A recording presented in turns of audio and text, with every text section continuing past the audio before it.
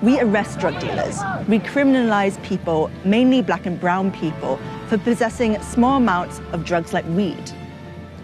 We do this because drugs are bad. Unless, of course, it's your government that's dealing the drugs. Like that time, the British Empire got China hooked on opium.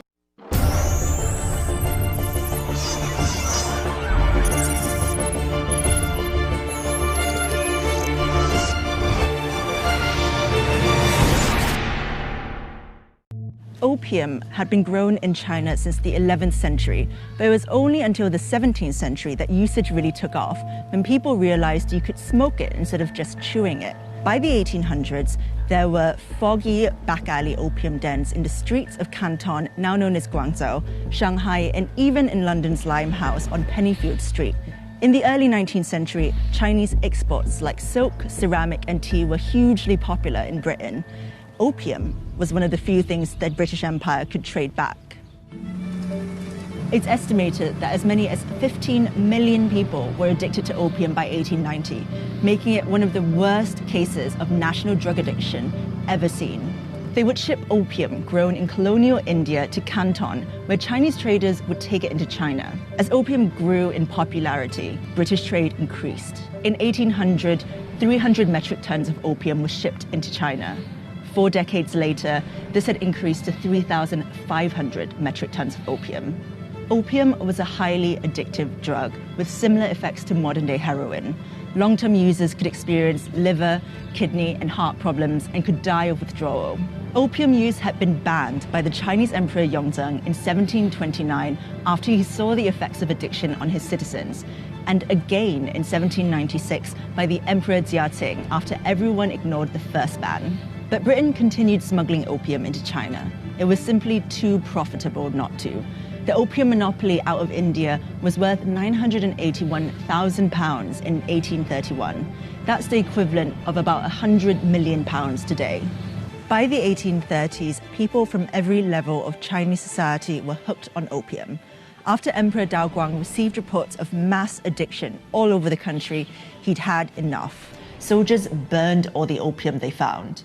British traders lost 20,000 chests of opium, equivalent to about £2 million. This led to the First Opium War in 1839.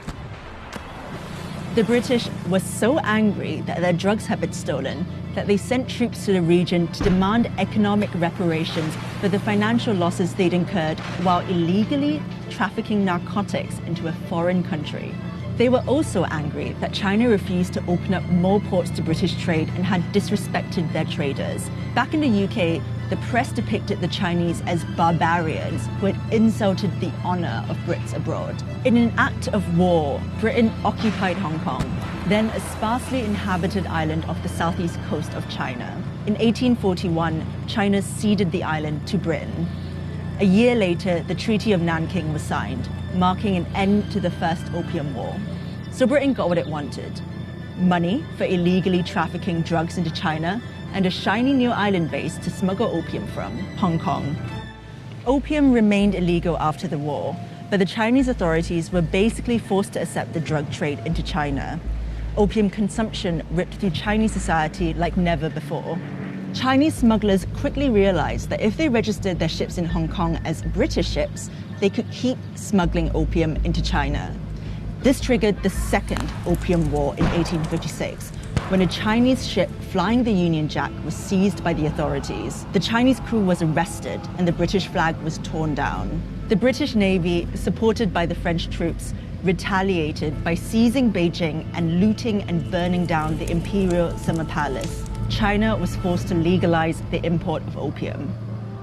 With the opium trade finally legal, imports from British-controlled India nearly tripled to hit 6,500 metric tons in 1880. Fed up with the British running drugs into their country, the Chinese authorities decided that if you couldn't beat them, you might as well join them. By around 1915, moral and political opposition to the drug trade had grown. Britain stopped importing opium to China. It simply wasn't profitable anymore. It's hard to quantify the scale of the misery that Britain caused in China, or the mess they left behind. And I know personally because my own great-grandfather was addicted to opium and eventually died of withdrawal in Hong Kong. And it's something my family still talks about all the time. The British Empire were one of the biggest drug pushers in history, but hardly anyone in the UK knows what we did in China. Pablo Escobar, he's got nothing on the British Empire.